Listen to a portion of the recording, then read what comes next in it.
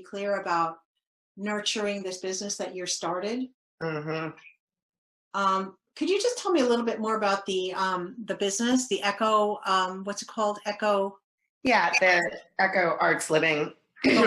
So part of one of the things that I talk about a lot in my blog is health and beauty, and also I call it healthy beauty, not health and beauty, because it's I create a lot of my own products at home. So I have created moisturizers and deodorants, and I do a lot with essential oils because I was very sick a few years ago, and essential oils were very helpful. So as part of Eco Arts, there's not just the coaching, but the fact that I'd also like to distribute these products. That's interesting. Now, how is that in terms of an income stream? Well, at this point, I've created the products and I'm actually talking to stores, little all natural stores locally and in states right around me about distribution. So I just shared out some samples.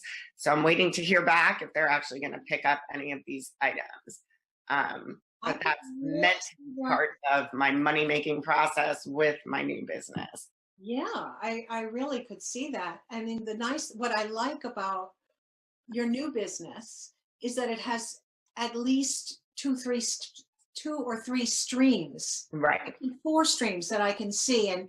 And what I like for a new business is having several streams. You can sort of see which ones are working better. Some can become automated eventually, or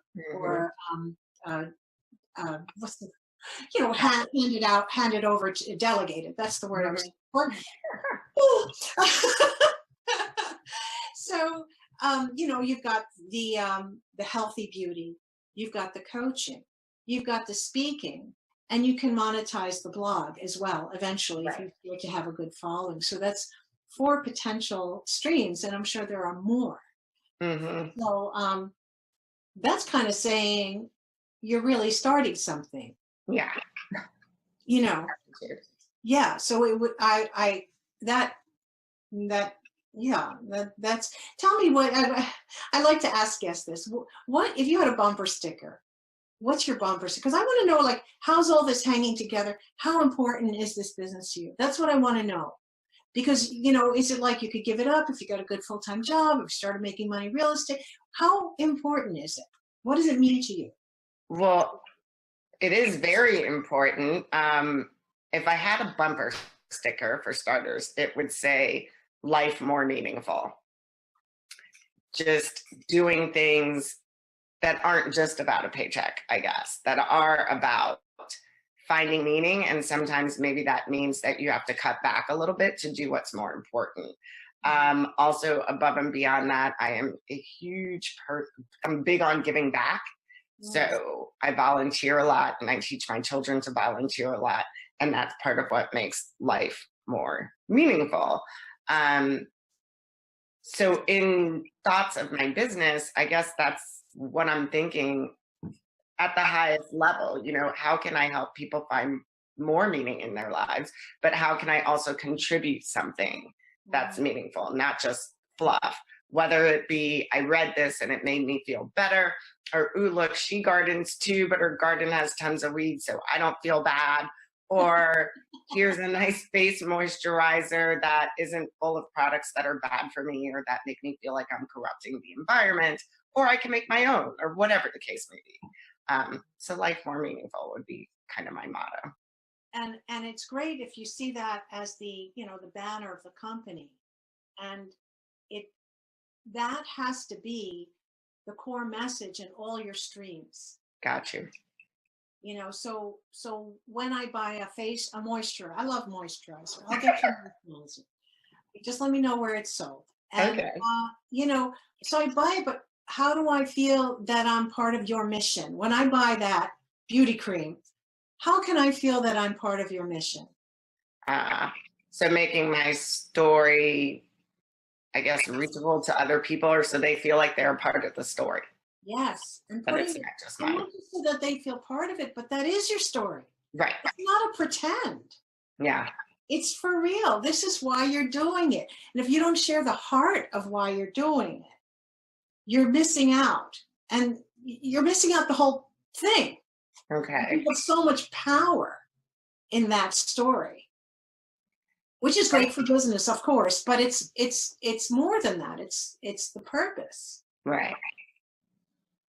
And I've thought about that. Like, how do I include my story in my messaging, being a business, because you don't want to sound trite and cheesy. Why not? I didn't read that rule book. Let me check. Let me check my book. No, never read that. I mean, if you are trite and cheesy, Right. Are you trite and cheesy? No, I don't think so. Well, what are you? Good question. Intuitive, insightful, caring. Beautiful. Beautiful. So there's that like growth right there. Like somebody said, hey, that's, my mother used to call all soft stuff, mushy stuff. Mm-hmm. So there's like somebody said, that's a trite and cheesy thing. That's an overly sentimental thing. So you've mislabeled something that's like this beautiful part of yourself. Gotcha. Yeah, I see that. Yeah, let your trite and cheesy flag fly. Okay. All right. I have no problem with that.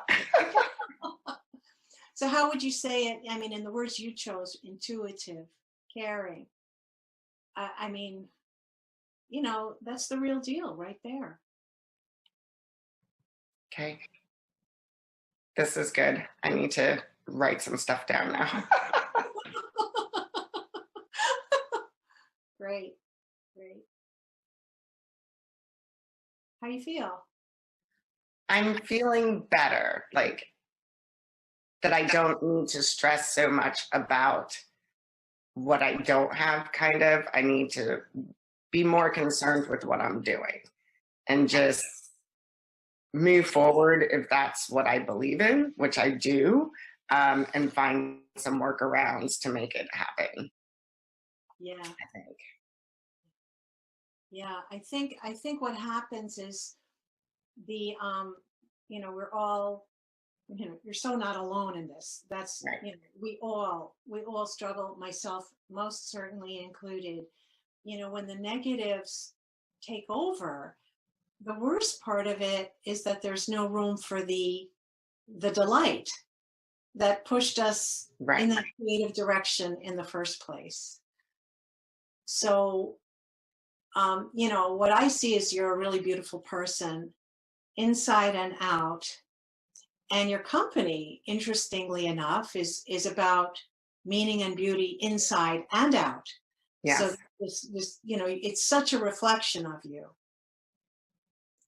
And the more of you that you build it as a model of yourself, the more you can do that, the more authentic it's going to be, the more it's going to stand out, and the more meaningful it'll be. Okay. Meaningful being one of your key words. Keywords, exactly.